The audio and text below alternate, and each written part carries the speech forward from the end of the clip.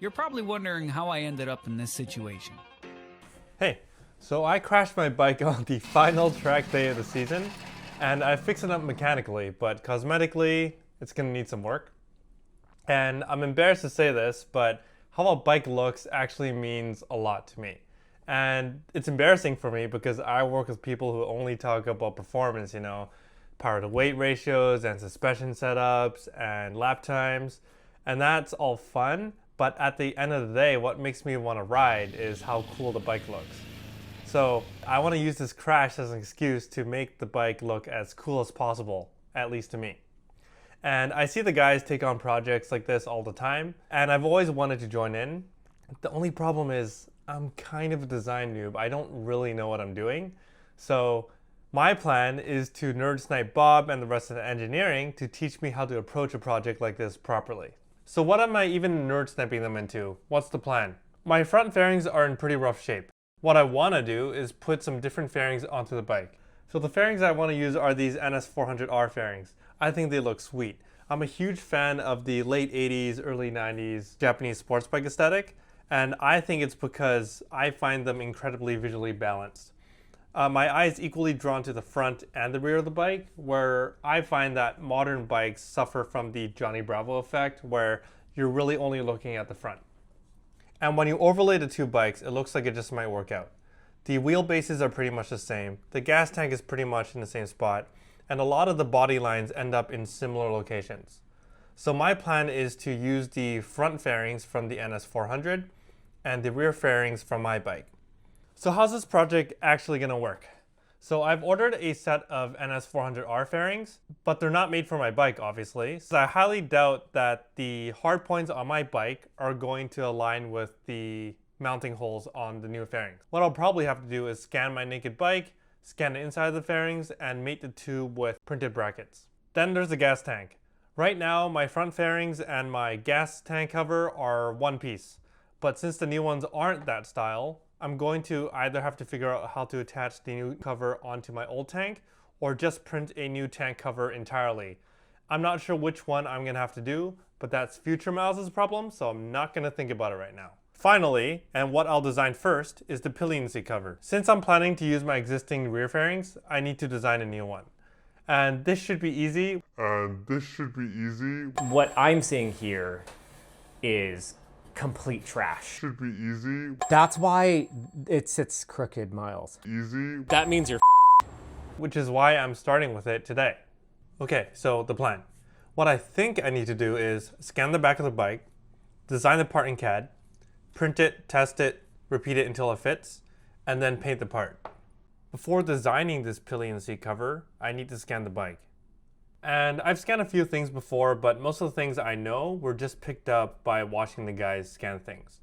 Basically, I just know to keep my scanner calibrated, never lose tracking unless you want to restart, delete the parts you don't need, and keep the file size below 50 megabytes. But now that I've scanned the bike, I don't really know what to do with it. So I'm gonna ask Bob what I should do next. What are you working on? Okay, so I just scanned the rear of the bike here. Okay. I have no idea where to start now. Okay, so the goal is designing a sporty rear cowl, right? Yeah, like a solo seat. As a very high level, when I've done stuff like this, kind of my process is, first of all, just start sketching on paper. It sounds really dumb, even if it takes a minute, just print off a photo of your bike and just sketch the part you want. Okay. Just so you can have an idea of what you're designing. I'm gonna sketch in blue marker here. Obviously, we're gonna follow the curvature of the bike. And I wanna come off tangent to this top surface. And then just straight down. And if you imagine this seat coming up, I want the pad to kind of meet up like there. So it's kind of like one nice arc here. And then obviously I'll need some sort of tab to fit into the back of the bike. So I had my sketch, I had my scan, and I started designing on Fusion, which became incredibly laggy. Oh, my PC. And I realized I accidentally made my mesh 200 megabytes instead of the target 50. So at this point, Bob had to teach me how to decimate a mesh. Decimation filter. So filters, remeshing, simplification, quadratic. Let's try like 100,000. See how like it barely looks any different? So now we're in a place that is like far more sensible. Yeah. And after my fusion was uncursed, I redrew the entire part and got it printing as soon as possible because Bob said, Get to something you're pretty happy with and just print it sooner than you think. okay, so a few major takeaways from the first fit. Overall, it's just way too bulky. It looks really weird. So this front face needs to be cut down. It'd be nicer if this was an arc that ended a little bit lower because the whole thing is just too tall. And then I want to add a little bit of bulge on the sides here because that's how the seat is in real life. So what I can do is I can add a guide rail along this edge to kind of give it that shape. And I think we'll get pretty close with our next version. Okay, first thing, does the slot work? That's looking pretty good. Yeah, it bulges out here a little bit too much. I think I was too aggressive with the guide rail. Aggressive? Yeah. You can just measure like how much it's sticking out. You just bring it in by that much. There's a whole bunch of lines here that don't match in any way. Where I feel like if you just followed this line and made a straight cut, and then little fillets, it ties all of the lines of the bike into each other. But outside of that, it's pretty secure. Your peg could be bigger. And when I went to change the size of the tab, I learned something pretty important about trusting scan data versus trusting design intuition. It's also not centered. I did it visually with the scan, I think. Yeah, that's what I did last time. You should probably just center it. Okay. That's why it sits crooked, Miles. So see how this isn't centered right now? Yeah.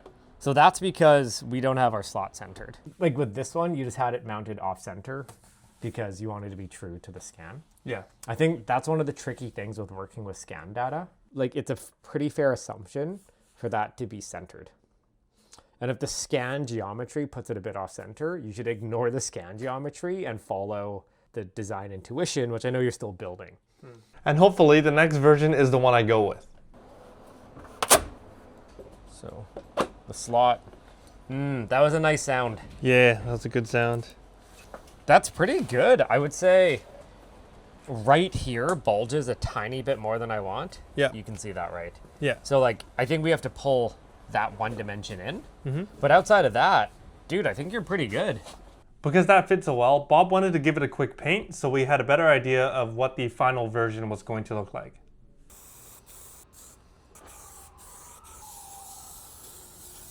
This filling primer is like halfway between primer and just spray on Bondo. Oh. Yeah, we'll let this cure in the dryer for like 30 minutes. That's all it needs. Ideally, we want to use the air sander. I'm lazy and I don't want to run an airline, so I'm going to use one of these 300 grit 3M discs. But yeah, 90% of painting is cleaning. I just don't want to do this around cars.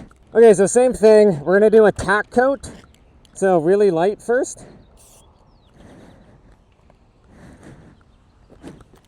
The wind's going this way. Okay, we're going to this corner. I'm just letting that get a little bit sticky. I'm gonna do a nice coat across like this.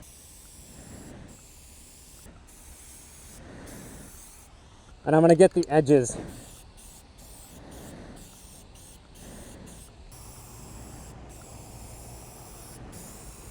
Okay, and there we go.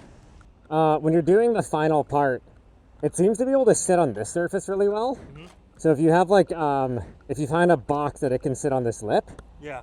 it'll work really well for curing. Okay, so when you're doing it for realsies, set up an airline so you can actually use the pneumatic sander. You probably want to sand it first with like 120 grit and then spray your primer. When the primer is dry, sand the whole thing again. You know how like after we did base color, it looked awful. It actually looked worse. Yeah. So just make sure when you're doing the final sanding after you do your primer, just things need to look perfect. All right. I think it's definitely worth just seeing what a closer to final version looks like. So the paint tones don't match at all. Nope. You'll have to find better matching paint. Yeah. That went pretty great. Only thing left to do now is to adjust this corner, print it out of our glass nylon for our final version, and then find the correct white paint. I started sanding the final part, and right when I was getting ready to paint, Bob caught me and had some stuff to say to me. Okay, so couple of interventions. I'm gonna start with process. Yeah. So fan pointing outside will still gas the entire building. Yeah, I just figured it's raining outside, so I can't paint outside. Yeah, but if you paint this, the whole building has to go home. Second of all, all the overspray is just gonna go on a John's car. So this could have been a big oopsie. So we're not gonna do this. Okay. We'll have to figure something else out. The other thing you're probably gonna wanna do with the nylon right before you paint is you wanna take a blowtorch and you wanna just essentially paint it with the plasma.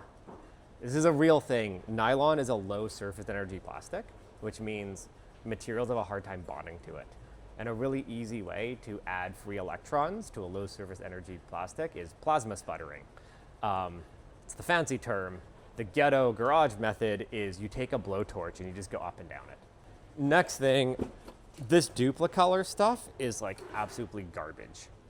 Do you remember when Stanley painted his trail and the paint was like peeling within like a week? Yeah, it didn't bond very good. Yeah, it's really bad. So I would not touch this stuff with a 10-foot pole. The other thing that this requires is this needs a top coat. So that needs a clear? That needs a clear. Okay. And honestly, if you looked at the paint quality from the other day, like just spraying like primer plus a base coat is not that bad. Yeah. Especially because you can still polish that with like all of your car polishing stuff and you can get a really nice finish out of it. Mm-hmm. So I would recommend we go 2-stage because like it's just less work. Okay. The other thing we talked about was process. Were you about to spray this with primer next? Yeah. Okay, did you sand? Yes, I did. Okay. We want to go much more aggressive on sanding. So I'm just going to do one face for reference, and you can figure out the rest. I like sanding in line with the defect, because you might see this line still, but if you can't feel it, that's what matters.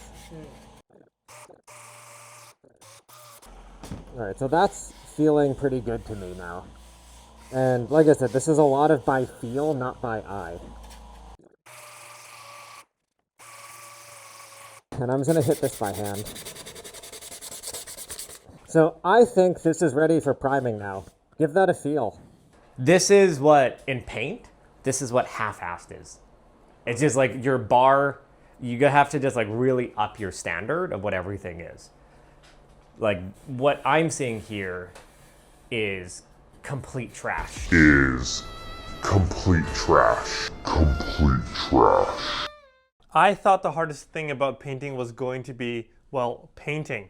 But dude, there's so much sanding involved in this. I had no idea. Like, if you told me in the beginning of this project I was going to spend more time sanding than doing CAD, I would have called you crazy. Like, I don't know what else to say. I'm just sanding. But once I was finally done, all I had to do was quickly clean the part with some methanol and then heat treat it with a blowtorch. Okay, it's absolutely pouring out, but I can't wait any longer. I really want to get this on my bike, so we gotta paint today. So I've set up this little booth in here with some vinyl sheeting, and this is my setup. I got my little table, I got a light, I got a space heater. Yeah, we're just gonna roll this and see what we get. I'm new to painting, so I don't have much skill. So my plan is to make myself the most repeatable setup possible so I have the best chance of success. And that plan was to paint straight up and down, rotate the part a little bit, paint straight up and down again, and hopefully this gives me a even and consistent coat all around the part. Now to see what Bob thinks. All right, let's see how it's looking. So this side's looking pretty decent. It's like a little bit orange peely, but outside of that, I like don't have much complaints. Like, if you see the reflection of my hand on it, Yeah. It's really not bad. And then, oh yeah, those are still really visible. Yeah, you can still see these two lines really clearly here. Yeah. I think you ran into some orange peel here too from just like too light coverage. Okay. So I think if you wet sand this until these are gone and you spray just another coat of base color, you might be able to get away with it. Okay. Yeah. Okay, we'll try that. Do you want my help? Yes. Okay. Okay, we're on to really hokey shit now. We really want to finish this project tonight. So I'm going to show Miles how to strip off kind of wet paint with microfibers and acetone. You don't want to do this, but we're in a fucking rush. So microfiber on top, and then... Fuck. This thing's pouring terribly. So this is going to dissolve the kind of wet paint we just put on. So we're basically waterboarding it with meth. With acetone. So we'll start with that. Massage it in. And that should have lifted off most of the paint. Alright, there you go. Cool. Sweet. Now you get to restart. I would just let this off gas for a while. Because it's going to be it's going to smell terrible if you bring it inside right now. Right. So that didn't go so well. This painting stuff is pretty hard, and I'm quickly learning that the answer to the question, am I done sanding yet, is always going to be no. So while Bob fixes my mistake, I'm going to go over kind of what went wrong. So during printing, there were a couple mis-extrusion events which resulted in a low spot, and when I primed the part, I didn't add enough. So it wasn't able to completely fill those low spots. Meaning when I added color, those lines really showed up on the end product. So this time around, the strategy is to put a really thick line of our high build primer so it fills up that low spot, and after we sand it, it should be perfectly smooth, and when we add color, it's going to be amazing. Bob went home, so if I screw this up again, I'm completely on my own. There is no more Bob undo button. This time I'm just gonna follow Bob's strategy. I mean, my strategy clearly didn't work, and I'm also a bit more comfortable with the spray can now, so maybe it'll be fine. Yo, check this out. That looks good. A little orange peely, but not more than what you can expect from spray can, I think. I hope Bob's proud of me. Dude, it is completely acceptable paint. There's orange peel and a couple of bubbles from, I think you might have put it in the oven a little bit too soon. But like, I don't think you could tell it was like your first time painting from like 4 feet away. One thing, Bob, it's the wrong color. The NS4, It's supposed to be red. It's supposed to be red. Aside from it being the wrong color, I'm quite happy with how this project turned out so far. So all there's left to do now is put it onto the bike. Oh, this. So you want Yes. to put riv nuts in here. Yes. So riv nut, there's a channel for it to get captured onto inside.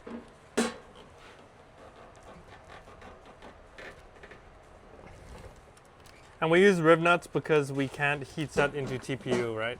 Yeah, we tried heat setting in a TPU a few times. It's always gone terribly. Okay. Yeah. They just like pull out instantly. Where this kind of creates a crimp in the middle. And that's done a pretty good job of just like holding these in Like that. like that. Yeah. And then, okay, you gotta put this on. Okay. That was a good slot sound. Oh. Okay, that actually looks pretty sweet. Yeah. I wish the white was the Match? same white. It looks substantially worse on camera than in real life. Oh yeah. I That's right up in there. Does it hug your butt good? It hugs my butt good. Here, like, put it on the side stand. I want to see you, like, tuck in. Oh, tuck in? Yeah, you're like, you look a lot more in the bike now. Yeah. Don't it? Can I come try? Yeah, come. Oh! Sporty. Wow, that makes it makes everything look a lot sportier pretty quickly. I'm calling this pretty successful. But you did a pretty good job. This looks like a part. And like, I think you're proud enough of this that you're gonna like leave it on your bike. Yes. Look, Miles Make Seat. I think it's an era-appropriate aftermarket Yeah, there we go. cowling. This looks like something you bought in the magazine. I don't know about Honda OEM, but Okay, sorry. Abilities we've learned in the last week. Holy sh! You can drop your shoulders so low. Look at him. But yeah, success. Success. Great.